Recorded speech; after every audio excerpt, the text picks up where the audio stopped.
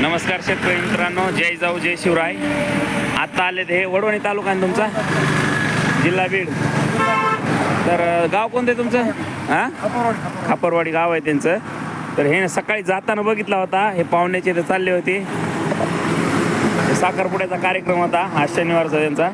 तर आता हे चालले होते, सकाळी बघून गेले जुन गाडा, ती काय थांबली नव्हती. पण आता 7 वाजले बघा आपले संध्याकाळचे. तर हे म्हणले लगेच आले की 2 मिनटामध्ये सौदा केला आणि त्याने गाडा घेऊन गेले. तुम्हाला आवडला का गाडा माऊली? त्यांच्याकडे किराणा दुकान आहे, ती माल आणण्यासाठी त्यांना गाडा पाहिजे होता.